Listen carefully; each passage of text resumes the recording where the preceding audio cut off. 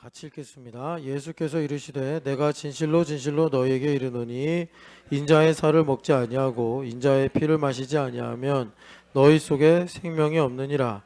내 살을 먹고 내 피를 마시는 자는 영생을 가졌고 마지막 날에 내가 그를 다시 살리리니 내 살은 참된 양식이요 내 피는 참된 음료로다. 내 살을 먹고 내 피를 마시는 자는 내 안에 거하고 나도 그의 안에 거하나니 살아계신 아버지께서 나를 보내심에 내가 아버지로 말미암아 사는 것 같이 나를 먹는 그 사람도 나로 말미암아 살리라. 아멘.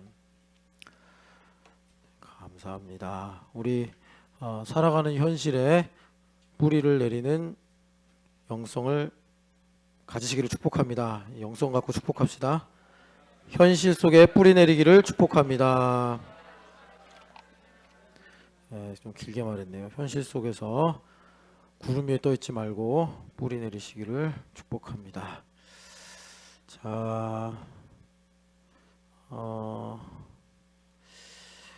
일단 우리가 1부 때 그 칼럼에 있는 칼럼이 아니구나. 여기 책 속에 있는 인용을 했는데요. 조나단 에드워즈 목사님이 이제 교회 하나님 중심에 관해서 역설을 했는데 이분이 그러니까 조선시대 영주 때 분이라 뭐 벌써 수백 년 전이잖아요. 그래서 좀 이 문장을 더 뭐라 그럴까 완성하는 의미로 하나님의 일이 뭐냐 이제 그 내용을 나눴는데요. 그 원서가 당연히 있겠죠. 존 팔포 목사님이 썼으니까. 그런데 그거를 그 PDF 파일로 찾아가지고 제본을 했어요. 한 20권 정도. 왜 했냐면 우리 여기 암브라잔 디베타 또 우리 읽고 싶어하는 또 몰핀이나 아니샤 뭐 이런 분들도 좋아할 것 같아서 그래서 암브라잔 읽고 싶으면 받아가세요. 받았어요? 받았어요. 디베타 읽을 거예요? 읽을 것만 가져가요. 그래서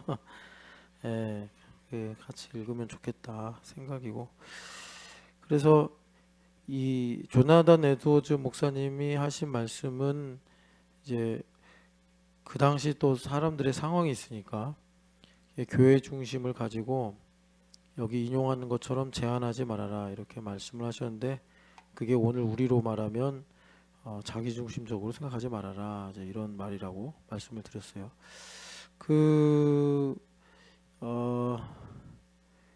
그래서 우리가 하나님의 일을 해야 되는데 하나님의 일 이미 다 이 문제에 대해서는 충분히 뭐라 그럴까 충분히 토론이 됐다고 해야 되나? 그러니까 일이라는 게 그 행함의 문제잖아요. 행함의 문제인데, 그러니까 이거를 우리가 이제 풀어서 말하면 우리가 현실 속에서 어떻게 할까, 뭐 이런 문제예요. 몸이 아프면 어떻게 할까, 어려움이 닥치면 어떻게 할까, 뭐 또 내가 잘 살려면 어떻게 할까, 이런 현실의 문제. 그래서 이 일들이 이미 충분히 토론이 되었다. 충분히 율법 하에서는 파헤쳐졌다라고 말씀을 드리는 게 우리 유명한 말 있잖아요. 햄릿에서 to be or not to be 라는 문제. 하냐 마느냐 뭐 우리나라 말로는 사느냐 죽느냐. 해도 문제고 안 해도 문제. 애들 열심히 공부시켰어요. 공부를 잘해요. 그랬더니 어른이 돼서 요즘에 이제 소아정신과 의사들이 하는 말이나 또 대학에 있는 상담센터 선생님들이 하시는 말씀대로 마음이 아프고 마음이 상해가지고 그 모든 노력들이 다 무의가 되듯이 인생이 너무 힘들게 살아가는 것들. 그렇다고 안 하자니 안 하는 것도 문제고 우리 인생이 그래요. 그래서 이 일에 대해서 이제 충분히 토론이 되었다라고 말씀을 드리는 거는 뭐냐면 이걸 모르는 사람들도 의외로 많다. 그러니까 이제 사람마다 개인적으로 요게 답이다. 아니면 요게 답이다. 이 둘 중에 하나로 이제 방향을 정해서 우리가 산단 말이에요. 그래서 이 둘 중에 하나가 답인 줄 알고 열심히 살아. 좌절하지도 않고 극복하고 하면서 그런 걸 우리가 뭐라 그러냐면 갇혀 있다. 돈을 내가 많이 버느냐 아니면은 뭐 돈을 안 벌려고 사는 사람은 없지만 뭐 흥청망청 쓰고 사느냐 뭐 이런 이제 선택도 있겠죠. 근데 뭐든 간에 여기 우리 아이들 요즘에 제가 이제 한자도 찾고 한자 공부하라고 이렇게 칼럼에 한자 쓰는데 여기에 보니까 정조와 원래 정중지화인가 뭐 이런 말이래요. 그래서 우물 안의 개구리라고 시문 선생님이 상록수에서 쓴 말인데 기억나지? 정조와 이것도 한번 찾아봐. 정은 뭐며 저는 뭐고 와는 뭔가. 아유 근데 글씨가 너무 가늘어가지고 모르겠으면 옆에 계신 어른들한테 여쭤보고 그래서 우물 안에 개구리식으로 사는 거예요. 이렇게 살면 행복할 줄 알고 저렇게 살면 행복할 줄 알고 그런데 많은 사람들이 시도를 해봤을 거 아니에요. 시도를 해보고 대표적으로 셰익스피어가 이래도 문제고 저래도 문제야. 문제의 본질은 갇혀 있는 게 문제야. 하느냐 마느냐가 문제가 아니고 갇혀 있다는 게 문제야. 그래서 제일 먼저는 갇혀 있는 그러니까 여기 칼럼에도 이제 오늘 우리 시대의 지도의 중심은 북반구도 아니고 남반구도 아니고 여기 지금 이 사람 이름이 어려워요. 우루과이의 예술가래요. 호야킨 토레스 가르시아. 우루과이 사람인데 이름은 이제 스페인계 같죠. 그런데 이 사람이 하도 이제 열받으니까 그러니까 이제 유럽이나 이런 나라들이 제국주의로 침탈하니까 이게 왜 그런 걸까 혼자 생각하다가 지도 때문이야 해가지고 남반구 중심의 지도를 만들었는데 그게 거꾸로 된 아메리카라는 유명한 지도래요. 그래서 이렇게 있더라고요. 그래서 보자고 같이 이렇게 제가 올려놨는데 옛날에는 이런 이제 시도들이 있었거든요. 그런데 요즘에는 내가 중심인 거예요. 내가 진리고 내가 하나님이에요. 근데 이거는 최근에 등장한 게 아니라 원래 아담과 하와가 타락할 때부터 그랬던 건데 여러 모양새로 바꿔서 나타나다가 오늘날에서야 이제 진 면목을 나타내는 거야. 내가 중심이야. 그래서 교회도 내가 좋으면 좋은 교회고 내가 좀 마음에 안 들면 나쁜 교회고 사람도 내가 좋아하면 좋은 사람이고 내가 싫어하면 뭐가 문제가 있는 사람이고 회사도 마찬가지고 나라도 마찬가지고 이제 그러고 산단 말이에요. 그래서 이 모든 문제는 뭐가 좋냐, 얼마나 좋냐 이게 문제가 아니라 먼저는 내가 이 우물에서 벗어나야 된다. 내가 갇혀 있는 현실에서 벗어나는 게 문제다. 해결책이다. 그래서 이제 하느냐 마느냐가 아니라 답은 뭐냐면 하나님의 뜻대로 하든지 아니면 살든지 뭐 아니면 하지 않든지 이게 주님께서 우리한테 주신 답인데 여기서 좀 더 깊이를 더하면 되든지 되지 않든지 이렇게 이제 뉘앙스를 가져가죠. 자, 이거를 주님께서 한마디로 말씀하신 것이 바로 하나님의 일이다라고 말씀하신 거예요. 하나님의 일이다. 그런데 일부 때 진작에 말한 것처럼 하나님의 일을 우리가 알지도 못하고 이 성경 구절은 일부에서 찾아봤으니까 안 찾아볼게요. 깊도다 하나님의 지혜와 지식의 풍성함이요. 누가 알겠냐? 하나님의 뜻을 우리가 몰라요. 내가 이 집으로 이사 갈까 저 집으로 이사 갈까 하나님의 뜻을 몰라요. 그리고 안다 하더라도 행할 능력이 없어요. 그래서 또 부딪히는 거예요. 하냐 마냐의 문제로 고민했는데 성경을 보니까 또 하나님께서 자연을 통해서 주시는 계시를 보니까 뭐 셰익스피어를 읽든가 아니면은 뭐 까라마조프가의 형제들을 읽든가 노인과 바다를 읽든가 고전들을 보다 보니까 아, 해도 문제 안 해도 문제인데 나는 이거를 하느냐 마느냐 여기서 뭘 고르느냐라고 지금 박이 터지고 있으니 내가 인생을 살면서도 모르고 사는구나. 근데 이걸 깨달은 거예요. 아, 그래서 해밍웨이가 권총으로 자살을 한 거구나. 돈도 많고 권력도 많고 명예도 많고 인기도 많고 뭐 다 가진 사람이 왜 죽었을까요? 그리고 아, 그래서 도스토옙스키가 중독을 이기고 알코올 중독이고 도박 중독이고 간질병도 이기고 그러고서 전 세계에 많은 사람들에게 자신의 어떤 뭐 긍정적인 신념을 가지고 영향을 미쳤구나. 아, 하느냐 마느냐가 중요한 게 아니구나. 내가 자유한 상태에서 살든지 자유한 상태에서 죽는 게 문제구나. 이거를 성경에서 한마디로 창조하신 하나님, 역사의 주인이신 하나님, 나의 인생의 생사화복을 결정하실 뿐만이 아니라 죽음 뒤에도 나의 영원한 생명을 결정지을 하나님의 일을 하는 게 바로 나의 인생의 답이구나.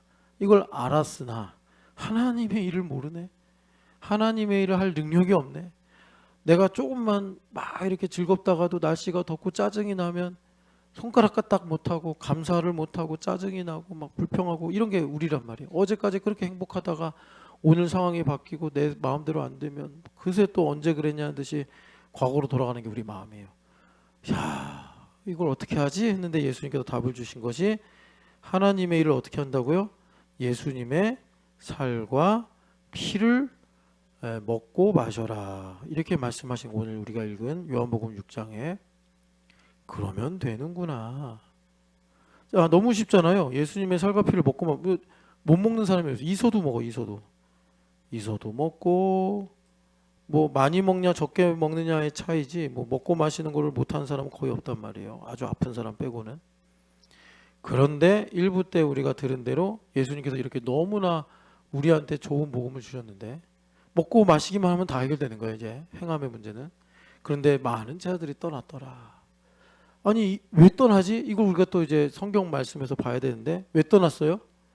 예수님 그러시잖아요. 걸림이 됐냐? 이 말씀이 너에게 걸림이 됐냐? 그러니까 이 걸림이 됐다는 건 뭐냐면 뭔가 제자들의 마음속에 그러니까 예수님을 비방하고 예수님을 믿지 않는 바리새인들이나 다른 유대인들이 지금 걸림이 된 게 아니라 베드로처럼 예수님을 따라가고 예수님을 좋아하는 사람들 마음속에 이 예수님의 살과 피를 먹고 마셔라라는 게 걸림이 되었다. 이렇게 말씀해요. 걸림이 되었다. 그래서 실제로 요한복음 6장을 읽어보면은 이 사람들이 이런 말을 합니다. 사람의 살을 어떻게 먹어? 이세마, 사람의 살을 먹으면 돼, 안 돼? 헷갈려? 안 돼, 안 돼. 먹으면 안 돼. 먹으면 안 돼.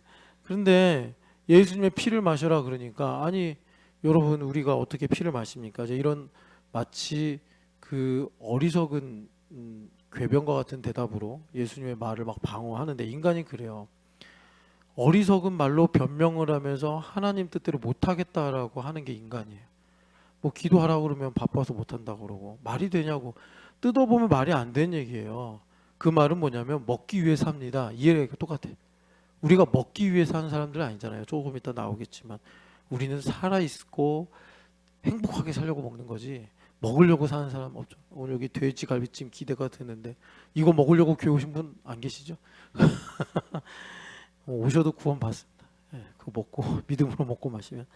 자, 그런데 왜 걸림이 됐냐 봤더니 안에서 이 두 세계가 충돌을 하는 거예요. 하나님 중심과 나 중심이 충돌이 일어나는 거예요. 요거를 볼 수 있는 사람이 이제 믿음의 눈이 열렸다 이거예요. 그러니까 뭐 모르죠. 그 사람마다 어떤 사람은 돈 때문에 내 돈이냐 하나님 돈이냐, 어떤 사람은 아픔 때문에. 뭐 예수님은 이제 고대 사회에 계셔서 아무래도 그때는 전통이 절대적이었잖아요. 전통적 가치가. 그러니까 예수님은 많이 말씀하신 게 그 전통적 가치 중에 가장 고상한 부모와 처자와 또 집과 전토를 벌이는 자는 그랬단 말이에요. 그러니까 효도하지 말라는 얘기가 아니라 내 힘으로 살려고 하는 것에 뭐 도둑질하고 나쁜 짓 하는 거는 말할 필요도 없고 그거야 뭐 기독교가 아니더라도 다른 종교에서도 그 많은 거니까. 그런데 이제 부모를 섬겨라. 이거는 유교에서도 하고 불교에서도 좋다고 하라고 하는 거 아니에요. 그런데 우리와 불교의 차이가 뭐예요? 우리는 믿음으로 행하고 불교는 내 힘으로 하고 유교도 내 힘으로 하고. 그러니까 내 힘으로 하면 어떻게 된다고요? 조금 이따 말하겠지만 나를 위해서 하는 거란 말이에요. 나 잘 되자고. 그러니까 뭐 하는 거예요? 부모님 기일날 모여서 제사 지낸다 그러면서 대판 싸우는 거예요. 뭐 형이 더 많이 가졌잖아. 내가 더 가지잖아. 이러면서. 왜 그러죠? 아니 부모님을 섬긴다고 하면서 내가 부모님을 사랑한다 그러면서 부모님이 제일 싫어하는 게 뭐예요? 제가 아까 일부 때도 박윤 집사님이 혈기는 건강을 안 좋게 하는 건가 봐요. 이렇게 했다 그러잖아요. 박윤 집사님이 또 하나 배웠대요. 부모님이 제일 좋아하시는 건 형제들이 사이좋게 지내는 거래. 찬연아, 너희 어머니 왈 가라사대 형제들이 사이좋게 지내는 것이 부모님의 가장 큰 행복이니라. 방학 동안에 마음에 새기고 우리 찬연이 형제들과 아래 위로 잘 지내시기를 축복합니다. 그 둘째가 원래 참 손해가 많은 위치인데 손해가 많은 위치가 아니라 피스메이커가 될 수 있다고. 우리 저기 유하 누나도 행복하게 해주고. 근데 이 시간 3부도 아닌데 애들이 다 왜 이렇게 기절을 해 있지? 너무 시원해서 그런가? 아니 뭐 그냥 냅두세요. 예. 그래서 우리 찬연이 사이좋게 지내세요. 예, 정유연하고도. 그래가지고 우리가 그 하나님 중심으로 하느냐 사람 중심으로 하느냐.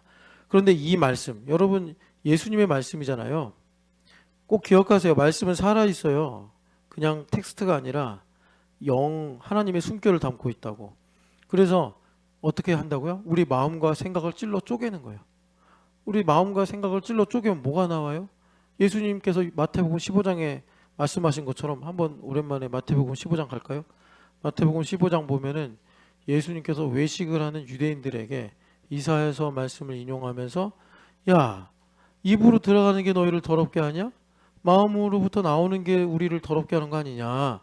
그러면서 자 16절부터 읽어보겠습니다. 예수께서 이르시되 너희도 아직까지 깨달음이 없느냐? 입으로 들어가는 모든 것은 배로 들어가서 뒤로 내버려 주는 줄을 알지 못하느냐? 입에서 나오는 것들은 마음에서 나오나니 이것이야말로 사람을 더럽게 하느니라. 마음에서 나오는 것은 악한 생각과 살인과 간음과 음란과 도둑질과 거짓 증언과 비방이니 이런 것들이 사람을 더럽게 하는 것이요 씻지 않은 손으로 먹은 것은 사람을 더럽게 하지 못하느니라. 아멘. 그래서 우리의 영과 혼과 가족을 찔러 쪼개면 여기 예수님께서 말씀하신 이 모든 더러운 것들이 들키고 나타나고 보여진다. 그럴 때 어떻게 하는 사람이 사는 거예요? 마음을 쪼갰는데 영과 혼을 찔러 쪼갰는데 이게 없다가 있을 수 없죠. 다 있단 말이에요. 우리 여기 이서도 있단 말이에요. 이서도. 근데 그게 뭐겠어요? 이서는 뭐 아직 이런 건 없고 이제 자기중심성. 밥 안 주면 울고 또 이제 졸리면 울고 똥 싸면 울고. 근데 그게 이제 긍정적으로 사용이 되는 거죠. 우리 이서의 생존을 위해서. 근데 어떻게 우리 김이서 성도가 앞에 나와서 이렇게 예배를 하나? 참 훌륭하네. 김이서 아직 자기 이름을 아는 거야? 약간 푸 같아요. 이렇게 이마가 이렇게 튀어나와가지고 푸 같은 아이네. 정말 푸 같네 이렇게. 자, 그래서 이 걸림이 왜 된 거예요? 하나님 중심하고 나 중심하고 충돌하는 거예요. 우선순위가 충돌이 되는 거예요. 그래가지고 요한복음 6장에 초유의 사건이 벌어지는데 떠났대요. 떠났대.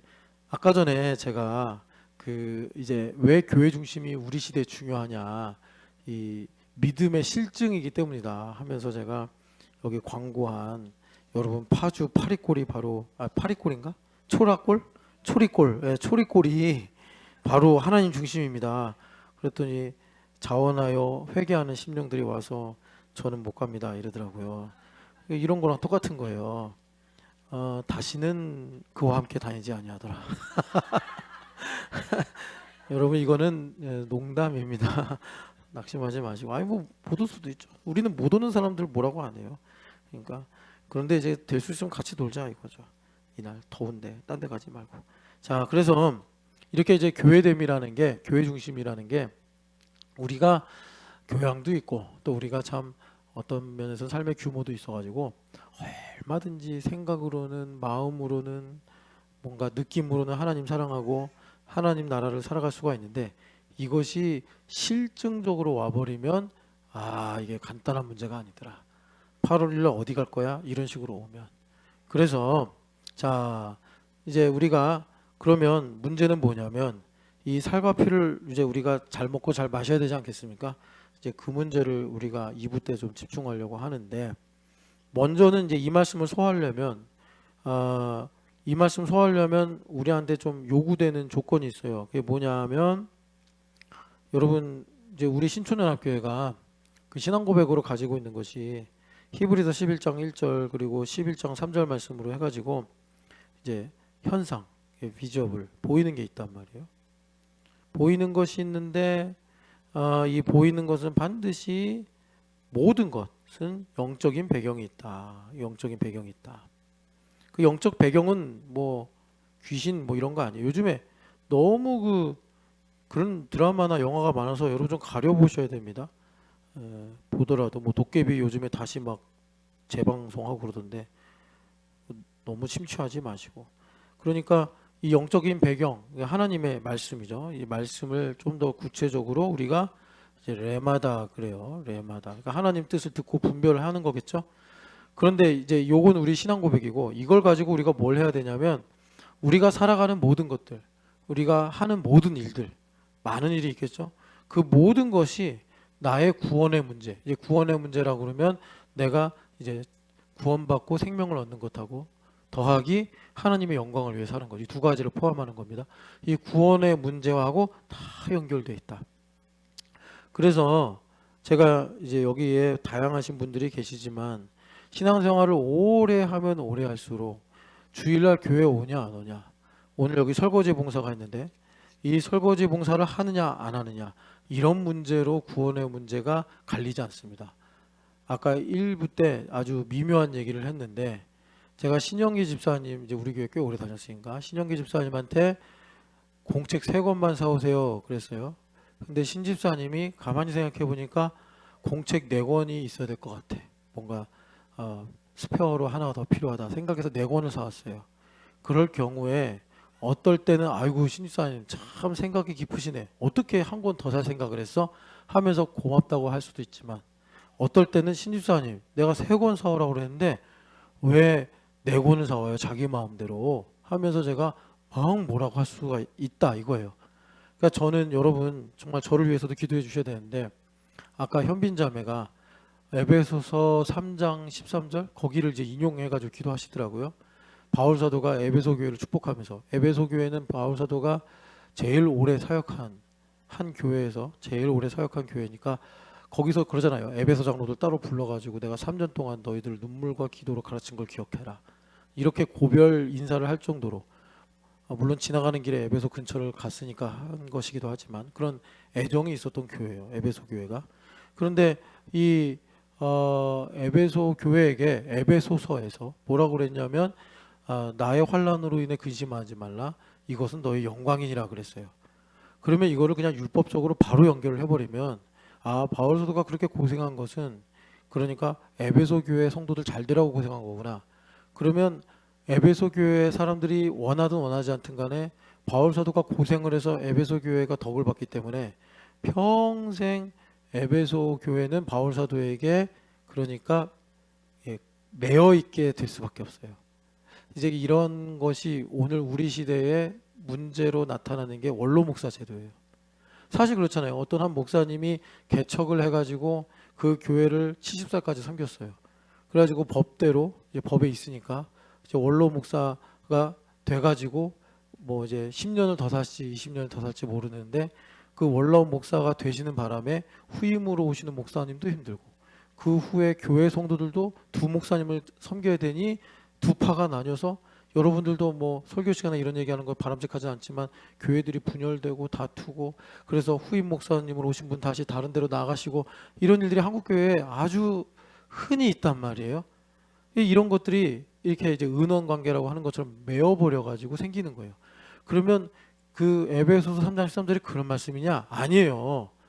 바울 사도가 여러분 고린도전서 9장에도 그러지만, 나한테 니들이 뭐 기억해주고 보상해주고 내가 좀 그런 걸 바라냐 뭐 이렇게도 말씀하시는 것처럼 바울 사도가 그런 수준의 분은 아니고, 말씀은 이제 무슨 뜻이냐면 바울 사도가 참 은혜의 복음을 전하기 위해서 그러니까 자천하여 많은 수고를 하셨죠. 그런데 그런 모든 수고를 하신 그 일로 인해서 하나님께서 어떻게 하셨냐면 의의 무기를 좌우에 가지게 하셨어요.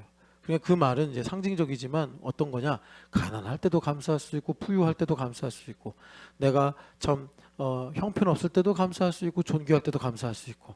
그러니까는 바울 사도가 빌립보서에서 말씀하신 것처럼 내가 이제 믿음으로 말미암아 모든 상황에 처할 수 있는 자유를 가지게 됐다. 왜 그러죠? 방금 전에 우리가 이 읽은 그 말씀 때문에 그런 거예요. 내가 사느냐 죽느냐 여기에 있는 게 아니라 하나님의 일을 이루겠다라고 하니까 살아도 감사하고 죽어도 감사하고, 살아도 성공하고 죽어도 성공하는, 왜? 내 몸에서 그리스도가 존귀하게만 되면 되니까. 이게 하나님의 일이거든요. 그러니까 내가 모든 상황에 처할 수 있다. 빌립보서 결론에 그래서 나는 항상 기뻐하고 또 기뻐하고 또 기뻐한다, 이런 말씀을 하시는 거예요. 그러니까 바울 사도가 내가 당한 환난, 이 말은 뭐냐면 바울 사도가 사실은 이제 우리가 이걸 감상적으로만 받아들일 수가 없는 게, 이런 말씀 하시잖아요. 나는 사도들 중에 지극히 작은 사도다. 사도라고 불리움을 받을 만한 뭐 자격이 없다. 막 이런 말씀도 하시고, 또 유언이라고 할 수 있는 디모데 전서를 보면은 뭐라고 하시냐면은 나는 죄인 중에 괴수다, 이런 말씀을 한단 말이죠.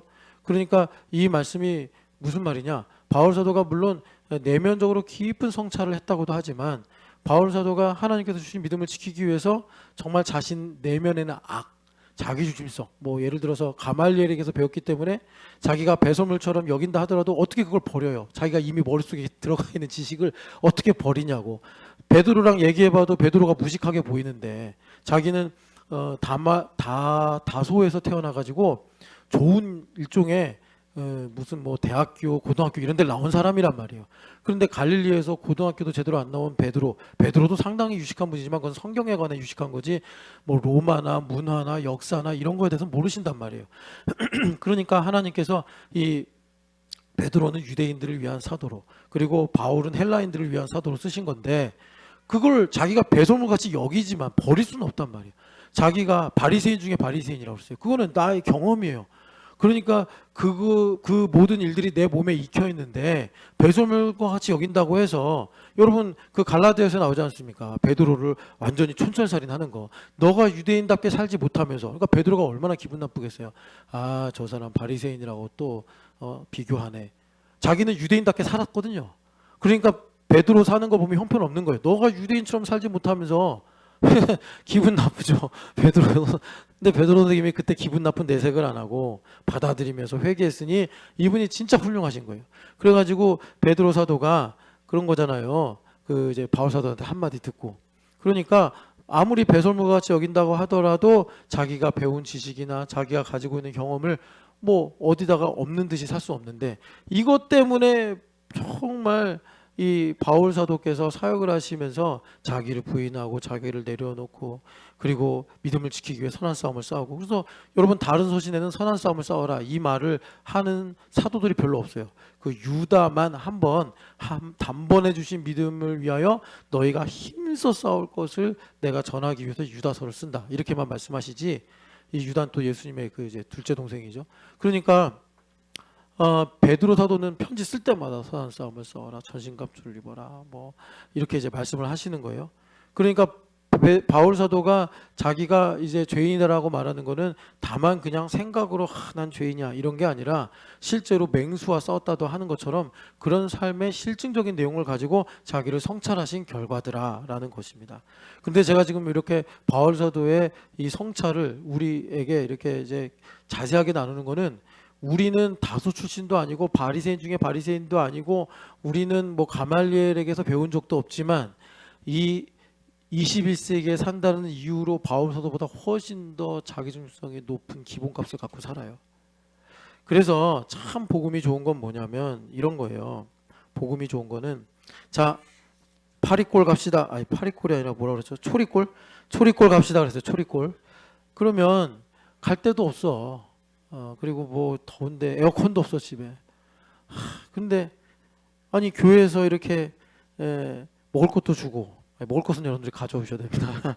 그 평상도 예약해 준다고 그러고, 그리고 좀 이게 지원해 준다 그러니까 좋잖아요. 좋네. 초리골 가자. 가기 쉬운 거예요. 그런데 에어컨도 있고 뭐도 있고 저것도 있고 한 사람은 저 같은 사람은 여기 왜 또 가야 되나 뭐 이런 생각을 할 수 있는 거예요. 서울부터 약 1시간 소요. 와, 이 1시간을 가야 할 것인가? 뭐 이런 이제 생각을 복잡하게 하게 되는 거죠. 자, 그래서 우리는 그렇게 바울 사도 같이 공부를 많이 하거나 그런 환경 속에서 자란 건 아니지만 21세기 사람으로 여기 한 사람도 그냥 제가 뭘 합시다라고 편하게 말할 수 있는 사람이 없단 말이에요. 설명해야 되고 설득해야 되고 기다려야 되고 때로는 가르쳐야 되고 그러니 참 우리에게 하나님께서 복음을 주신 것이 복된데 자 그래서 다시 한번 이제 우리가 하나님의 일을 해야 되는데 하나님의 일을 하려면 예수님의 살과 피를 먹어야 된다. 그러려면 우리에게 먼저는 어떤 것이 전제되어 있어야 되냐면 내가 살아가는 모든 일이 우리 구원의 문제와 연결되어 있다. 이 말을 반대로 뒤집어서 말하면 어떤 말씀이냐면 나는 그리스도 예수 안에 있다. 나는 그리스도 예수 안에 있기 때문에 내가 잠꼬대를 하는 그 짧은 순간조차도 나의 구원의 문제와 연결되어 있다. 이것을 여러분들이 먼저 받아들이시고 이제 예수님께서 내 살과 피를 먹고 마셔라 라는 말씀을 이제 우리가 봐야 되는데 그러면 어떻게 잘 먹고 잘 마시냐 이 문제를 말하기 전에 먼저는 왜 내가 하나님의 일을 반드시 해야 되느냐 여기부터 이유 왜 하나님의 일을 해야 되느냐 내가 성직자도 아닌데 내가 직장에서 가정에서 왜 하나님의 일을 해야 되느냐 하나님의 일을 해야 하는 이유 이걸 좀 먼저 보자 이겁니다. 왜 내가 하나님의 일을 해야 되느냐 왜 그러냐면 자 63절 한 장 넘겨서 63절 읽어보겠습니다. 자 살리는 것은 영이니 육은 무익하니라 내가 너에게 이른 말은 영이요 생명이니라. 아멘. 육은 무익하다. 예수님께서 육은 무익하기 때문이야. 육은 무익하기 때문이야. 안브라잔 집사님이 랩에 갔는데 논문도 잘 썼어요. 그리고 월급도 올라갔어요. 그리고 이제 외국 나가는 거 좋아하더라고요. 그래서 또 어디 간다고? 스페인 다음에 어디 가요? 뉴질랜드. 목소리가 너무 좋아요. 뉴질랜드. 근데 아직 컨펌 안 됐다고? 그래 언젠가 가겠지 뭐. 그래가지고 이렇게 나가는 거 좋아해요. 우리 니베타는 집에서 그냥 제이라고 씨름하느라고 힘든데 우리 그냥 우리 안브라자는 근데 다 무익하다. 주님 말씀하시고 안브라자는 다 무익하다. 무슨 말이냐면 영으로 해야 된다 이런 말입니다. 그러니까 아까도 말씀드렸지만 내가 무엇을 선택하느냐 to be or not to be 무엇을 선택하느냐 그런데 내가 이것을 내 마음을 기준으로 아니면 내가 좋아하는 사람을 기준으로 아니면 내 지식을 기준으로 선택하면 예수님 말씀대로 무익하니라. 이사 문제 우리 교회에서 지금 많이 있다고 그래요. 내년에 이사, 올해 이사, 뭐 당장 이사, 이사할 사람들이 많은데 시세보다 싼 매물을 발견했어요. 싸니까 비지떡이겠지. 가서 봤는데 너무 좋아. 왜 이런 매물이 아직까지 안 나가 있지? 대출도 잘 돼. 그런데 거기에 하나님과 함께하는 게 없다면 그러니까 하나님과 함께한다 이 말이 참 많이 쓰이는데 또 하나님 뭐 내 손잡고 같이 사시는 게 아니니까 내가 왜 그 집에 가는지 하나님의 뜻과 계획을 모르면 그럼 목사님 이사할 때마다 하나님의 계획과 뜻이 있어야 됩니까? 그게 아니고 예수님으로 만족하고 그래서 감사하고 이제 그런 내 마음에 있는 리얼리티입니다. 그것이 하나님의 뜻과 계획인데 꼭 뜻과 계획을 점쟁이처럼 알아야 된다 이건 아니에요. 그런데 이제 우리가 이사가 갖고 고민하면 뭐 좋은 점도 있고 또 걱정도 있고 그렇잖아요. 그런 모든 것을 가지고 내가 하나님을 가장 우선순위로 두고 살아갈 수 있는 것 이것이 이제 하나님의 뜻과 계획을 안다라고 할 수 있는 건데 이게 없으면 그렇게 좋은 매물 좋은 집에 들어가도 소용이 없다. 우리 교회 많이 고민하거든요. 일부 때 말씀드린 것처럼 박유미 사님도 계속 질문 요정이 돼가지고 만나기만 하면 이사 문제. 요즘에 질문 요정이 된 사람 두 사람이.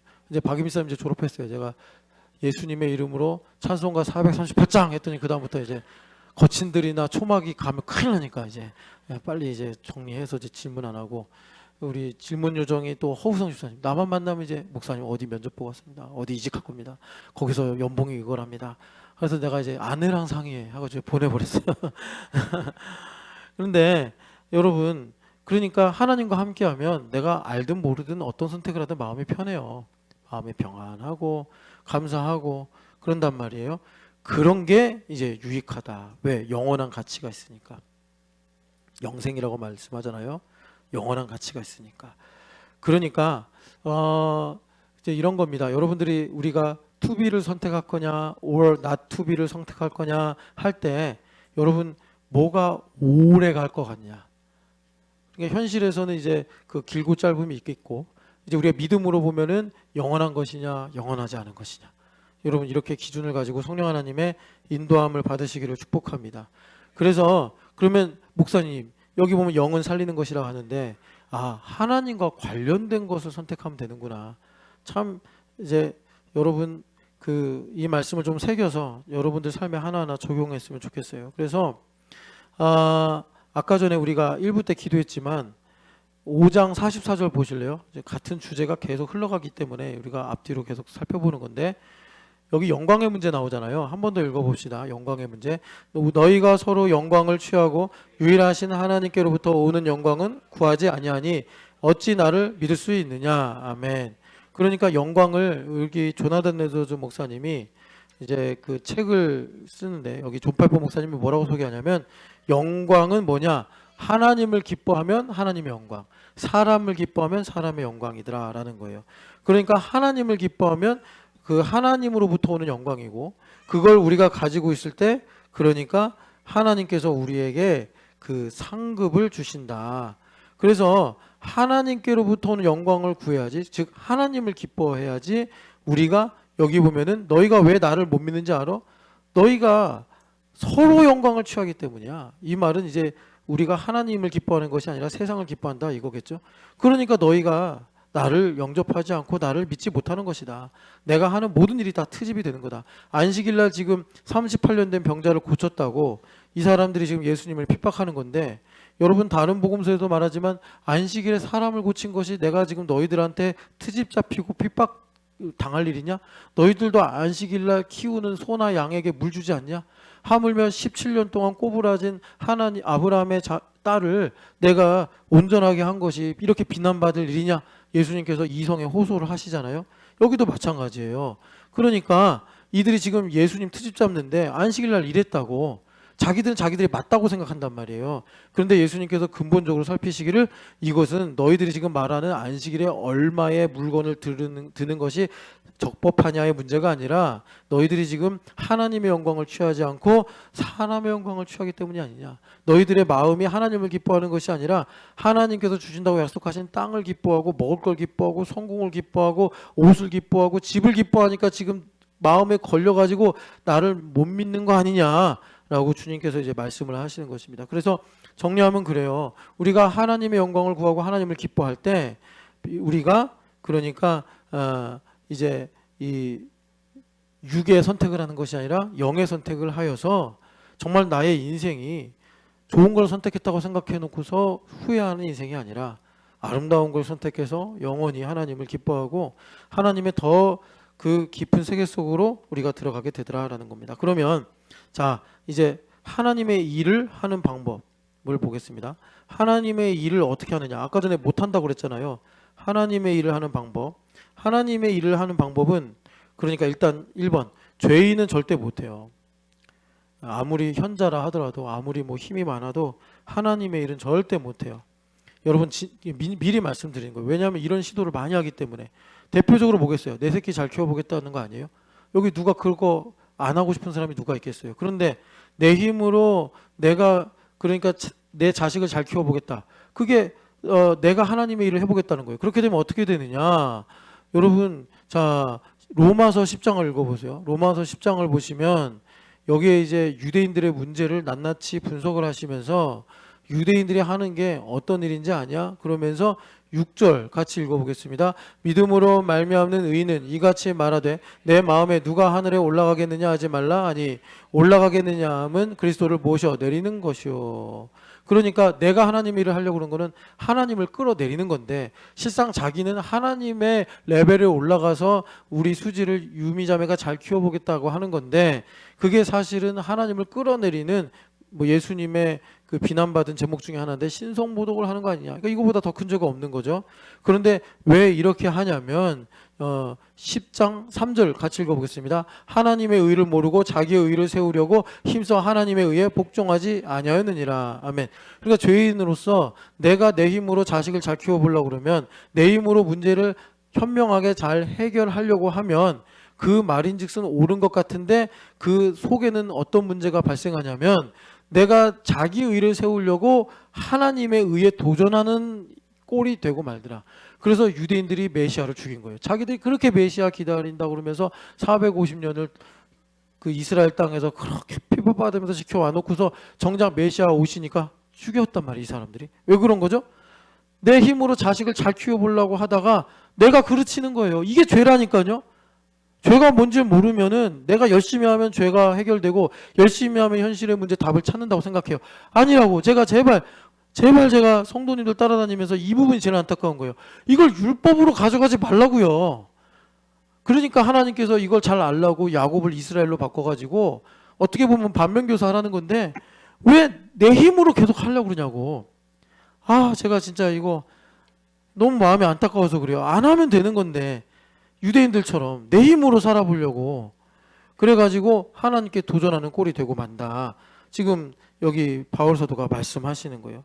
그래서 많은 사람들이 이 복음의 진리, 복음 속에 있는 진리, 내 힘으로 살면 하나님을 내가 도전하는구나. 하나님을 도전한다는 게 뭐예요? 하나님은 우리에게 행복을 주길 원하시는데 내가 내 힘으로 행복하겠다 그러면서 행복을 발로 깡통처럼 뻥 차는 인생 산다니까요. 그래가지고 지금 바울 사도가 비유하시기를 누가 어떻게 하늘로 올라가냐, 못 올라가니까 끌어내려가지고 지금 너희가 정당화를 하려고 하는 거 아니냐라고 이제 말씀을 하시는 거예요. 그래서 제가 제발 부탁드리는 거예요. 많은 사람들이 그러니까 이제 구원받는 걸 전제로 하고 인생을 다 살고 깨달아요. 10장 3, 4절을. 그럼 이게 이제 야곱의 인생이란 말이에요. 라헬 죽고 그 다음에 요셉 죽었다 살아오고 그 수십 년의 세월을 지나고 나서야 반대로 살았어야 되는 거구나. 아니 이렇게 하지 말라고요. 인생을. 그래서 제가 그 철야 때 우리 나눈 얘기인데 리고렌이라는 목사님 있잖아요. 미국에.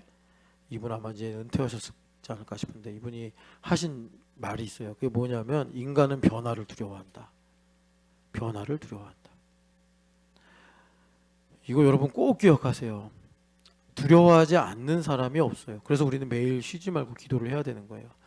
그러니까 변화라는 게 뭐겠어요? 내가 이제 하나님 중심으로 사는 건데 인간은 이걸 되게 리고렌 목사님이 쭉 살아보니까 인간은 변화를 두려워한다.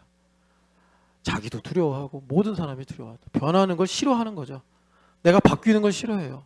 하나님 중심으로 물에서 포도주로 바뀌는 걸 싫어해요. 온몸으로 거부해요. 온몸으로 거부해요. 그래가지고 리고렌 목사님이 이제 목회자니까 뭐에서 해결책을 찾았냐면 이 두려움을 넘어서는 고통이 있어야지 사람은 이거를 그제서야 알게 되더라. 저는요, 여러분 누굽니까? 야곱의 아내가 4명 있잖아요. 4명 중에 이제 2분은 이제 후처고 2분은 어떻게 보면 이제 정실부인인데 그 정실부인이 둘인 것도 참 이것도 희한한 섭리예요. 근데 하나는 레아, 하나는 라헬이에요. 그런데 야곱은 운명적으로 라헬을 좋아했죠. 거긴 이유도 없어. 뭐 라헬이 아름다웠다 그러는데 모르겠어요. 뭐 직접 봐야 아는 거고 뭐 사람이 예뻐봐야 늙으면 다 거기서 거기고 그럴 텐데 어쨌든 근데 라헬을 이렇게 보면 거짓말도 잘하고 욕심도 많고 한 거 보면은 그러니까 세상 말로 얼굴값을 하신 것 같아. 그래가지고 야곱이 약간 가스라이팅도 당한 것 같고 왜냐면 라헬 때문에 뭐 7년을 술같이 여겼다면 이거 가스라이팅 당하지 않으면 이런 일이 있을 수가 없어요. 그러니까 약간 뭐 판무 파탈 같은 여자. 찬현아 이런 여자는 피해야 돼. 근데 이런 여자를 피할 수 있는 가장 좋은 방법은 부모님을 공경하면 돼. 부모님을 공경하면. 알겠어요? 신성원 다음부터 엄마가 세상에서 누가 제일 예쁘니? 그럼 뭐라고 해야 돼? 그렇지 엄마가요. 우리 성원이랑 성현이가 아주 객관적인 안목을 갖고 있더라고요. 그래서 성현이한테도 엄마가 예쁘니? 예원이 언니가 예쁘니? 예원이 언니요. 그러면서 성현이 뒤도 안 돌아봐. 나쁜 놈. 그래가지고 판무파트한테 걸리는 거예요. 평생. 그러면 안 되는데. 자, 그래서 고통. 무슨 얘기하다 그랬냐? 그래서 여러분 나중에 봐봐요. 누가 퍼스트 레이디가 되죠? 레아요, 레아. 예, 우리한테 알라는 거예요. 그러니까 느낌 갖고 신앙생활하면 안 된다고. 예, 그래 진리를 붙잡고 살아야 되는데 참 그 스토리 참 기가 막히잖아요. 원래 라헬하고 결혼하기로 했는데 그 라반이 거짓말쟁이 라반이 살짝 꼬아가지고 레아랑 먼저 결혼하게 됐어요. 이거를 누구죠? 야곱은 삼촌이 날 속인 거고 난 억울하고 뭐 그래서 자기의 불굴의 의지로 레아를 얻기 위해서 또 7년을 수고하고 막 이렇게 포장하지만 거기에 변하지 않은 하나님의 섭리. 레아를 통해서 유다를 낳을 것이고 유다가 메시아의 조상이 되는 거 아닙니까? 그거를 하여튼 뭐 전혀 몰랐죠. 야곱은 거기에 항복을 했어야 되는데 그 불굴의 의지로 오디세우스 같은 그 불굴의 의지로 라헬을 원하다가 결국에는 나중에 항복하죠. 그러니까 하나님하고 고집으로 씨름해봐야 이길 사람이 세상에 없어요. 그래서 인간은 변화를 두려워하는데 야곱처럼 변화를 두려워하고 변화를 싫어해. 그런데 하나님께서 어떤 걸 사용하시는 거예요? 죄로 말미암아 우리에게 그냥 상수같이 있는 이 고통의 문제를 사용하셔서 죽기 직전이라도 변화를 선택하도록 주님께서 우리에게 하시니 이 길로는 가지 마시오. 이 사람아 가지 마시오. 제가 계속 그러는 거예요. 안 이상 가지 마시오. 어디로 가면 좋아요? 우리 주님께서 복음으로 주신 거예요. 어디로 가면 돼요? 사랑으로 가시라. 사랑으로 가시라. 사랑은 뭐 하는 거예요? 사랑의 1번 용서. 여러분 우린 1만 달란트를 탕감받았으니 용서하는 것이 우리에게 가장 행복하고 복된 일임을 여러분 기억하시기를 축복합니다. 그래서 변화를 가장 좋게 가져갈 수 있는 게 사랑이에요. 사랑. 그래서 우리가 사랑하면 하나님 사랑이 1번이잖아요. 은혜를 아는 거죠. 그래서 은혜를 아는 걸 뭐라고 그래요? 아까 1부 때도 말씀드렸지만 하나님의 여호와의 선하심과 인자하심이 전일준 집사님 뒤를 정령 따르리로다. 전일준 집사님 뒤돌아보니까 나는 눈물의 골짜기인 줄 알았는데, 나는 사망의 음침한 골짜기인 줄 알았는데, 나는 실패의 골짜기, 나는 외로움의 골짜기인 줄 알았는데 돌아보니 하나님의 선하심과 인자하심이 가득 있네. 여러분 그렇게 될 때 우리는 이 땅에서 날마다 변화되고 거듭나는 인생 살게 하실 줄을 믿습니다. 자, 하나님의 일을 해야 되는데, 자, 그래서 주님께서 우리에게 하나님의 일을 하시기 위해서 어떻게 하셨느냐? 이제 예수님을 보내주셔서 내 안에 예수님 살아계시고 내가 예수님의 종이 되면은 예수님은 어떤 분이냐? 하나님의 일만 하신 분이에요. 요한복음 5장으로 가봐요. 자, 요한복음 5장에 가면은 예수님께서 청천벽력 같은 말씀을 하세요. 그래서 예루살렘이 이때 확 뒤집어져요. 물론 예수님께서 성전에 들어가서 노끈으로 채찍질 하시면서 뒤집은 적도 있는데 이때는 그거보다 훨씬 더 파급 효과가 컸어요. 뭐라고 그러셨냐면 어디 있더라? 5장 17절 같이 읽겠습니다. 예수께서 그들에게 이르시되 내 아버지께서 일하니 나도 일한다. 내 아버지께서 이제까지 일하신, 이제가 언제겠어요? 안식일날. 그래서 예수님 자기를 다른 복음서에서 안식일의 주인이다 이렇게 말씀하신 거예요. 내 아버지께서 안식일에도 일하시니 나도 일한다. 예수님은요 자기 일이 없어요. 하나님의 일밖에 없어요. 어떻게 그게 가능했을까? 예수님은요 하나님만 만족으로 삼아서 그래요. 그래서 유대인들이 이 말 듣자마자 예수님 막 죽이려고 마음에서 막 살기가 일어난 거예요. 그러니까 아까도 뭐 미미하나 크나 사람마다 개인차가 있었겠지만 예수님의 살과 피를 먹으라 할 때 어떤 사람은 실망감 정도의 살기가 있었다면 어떤 사람은 정말 예수님을 도끼 눈으로 쳐다보는 그런 살기가 일어났을 거예요. 예수님 먹고 마시라는 말씀이 이렇게 날서고 예리한 말씀이라. 그런데 우리는요 베드로처럼 예수님의 제자가 되어서 주님께서 이렇게 우리를 배부르게 하시는데 우리가 어디를 가겠습니까? 여러분 그렇게 주님께 딱 붙기를 축복합니다.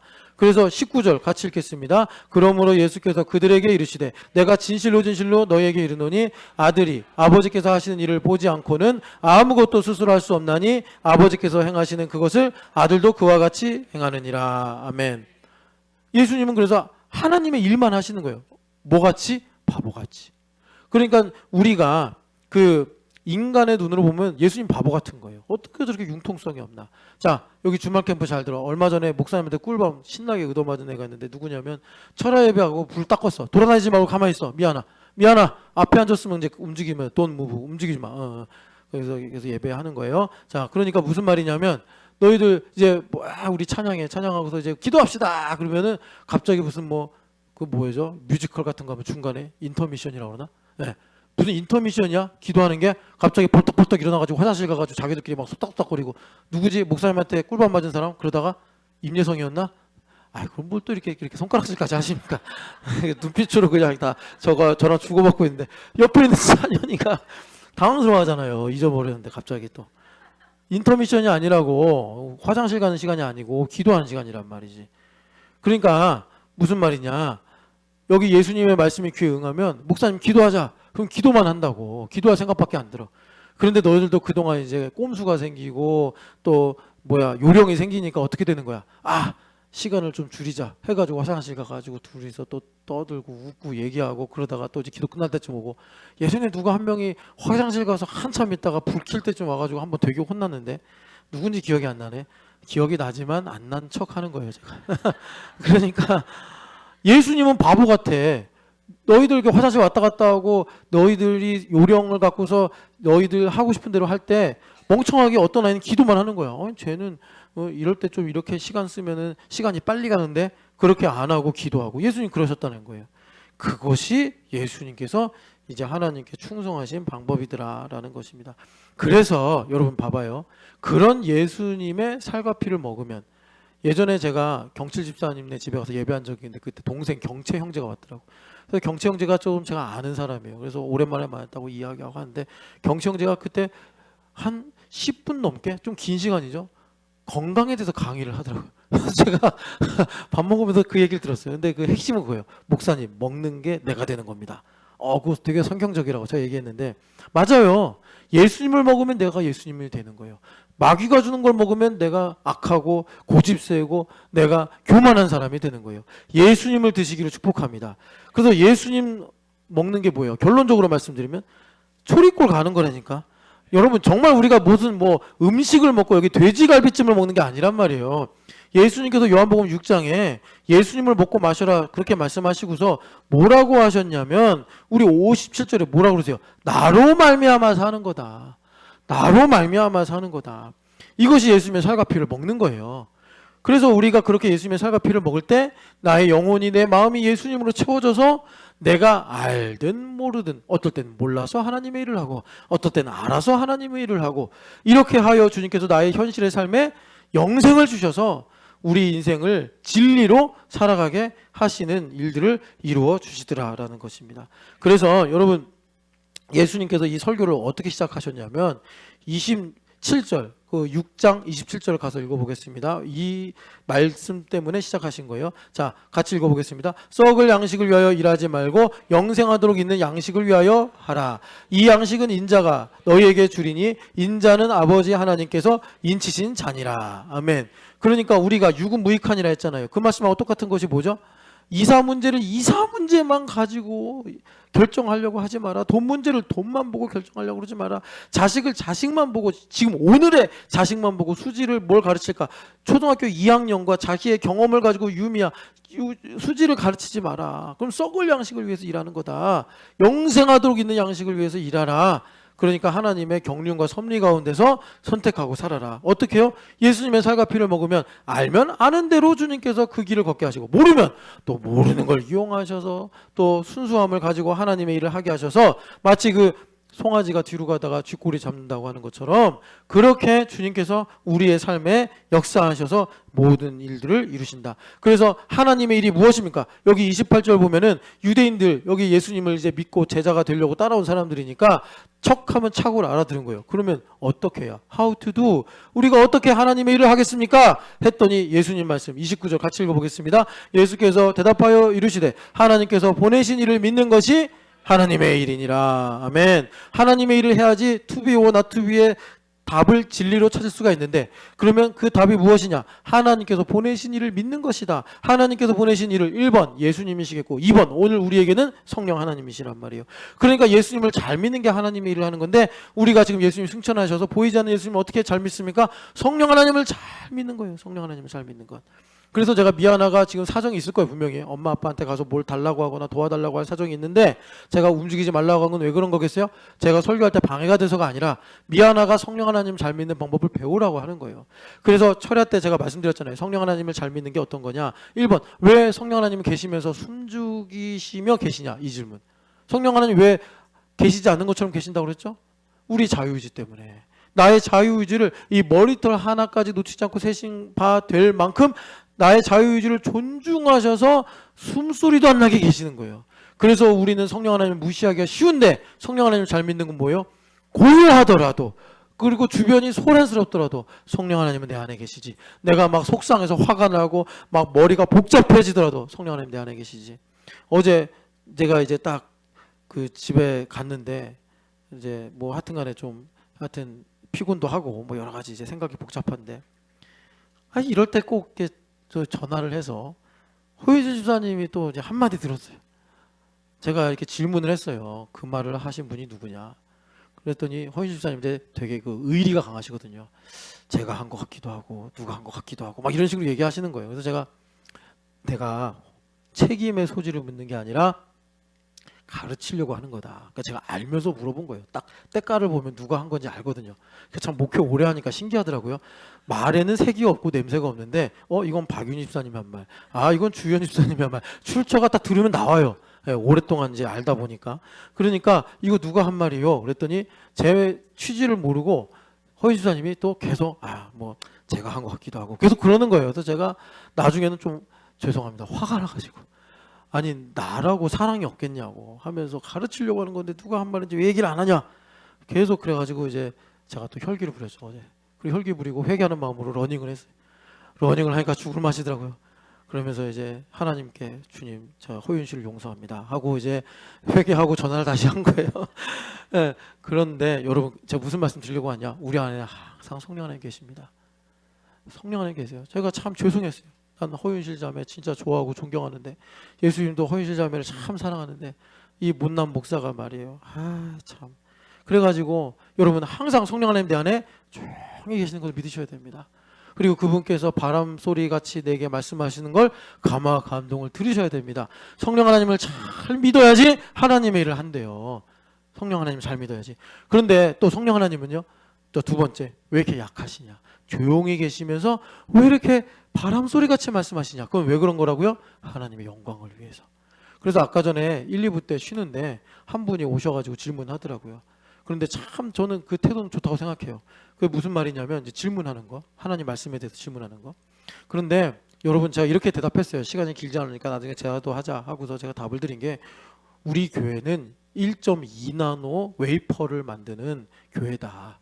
그러니까 무슨 말입니까? 성령 하나님께서 우리에게 거룩의 추격차를 이루시려고 세미한 음성으로 우리에게 말씀하시는 영적 실력을 요구하시는 거예요.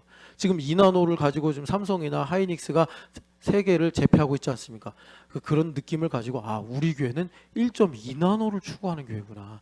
그래서 우리 교회에 진작에 19년도에 교회됨 40일 하시면서 뭐라고 그러셨냐면, 이미 다 이루어질 것을 보시고 너희들은 바람소리, 입새에 일어나는 바람소리까지 들어야 된다. 예원아, 입새에 일어나는 바람소리를 들어야 되는 거예요. 거기에 자유가 있다고. 유아야, 입새에 있는 바람소리, 어디서 그 소리를 들을 수 있어? 너희들 마찬가지야. 예원이는 아빠의 뒷모습, 유아는 너도 아빠의 뒷모습에서 봐야 되는 거야. 이제 아빠의 정면이 아니라, 어릴 때 아빠 정면만 봤지. 아빠가 이리 와 그러면 좋아하고. 근데 이제는 아빠의 뒷모습을 봐야 돼. 그게 무슨 말인지 잘 좀 생각해봐. 거기에 자유가 있다고. 바람소리가 일어난단 말이지. 하나님께서 우리에게도 나의 인생에 그런 그늘을 통해서 깨닫게 하시는 지혜가 있는 줄을 믿습니다. 그래서 성령 하나님 왜 이렇게 조그맣게 말씀하시냐면, 순간순간. 그래서 여러분 아까 허윤실 자매 얘기했지만, 허윤실 자매가 뭐 큰 잘못 없어요. 다 좋은 의도로 하신 말씀인데, 말씀은 뭐냐면 이 세미한 차이를 우리가 분간할 줄 알아야 된다.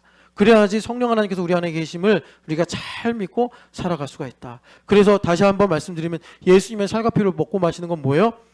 예수님께서 50절에 나도 아버지로 말미암아 살듯이, 나도 아버지로 말미암아 살듯이.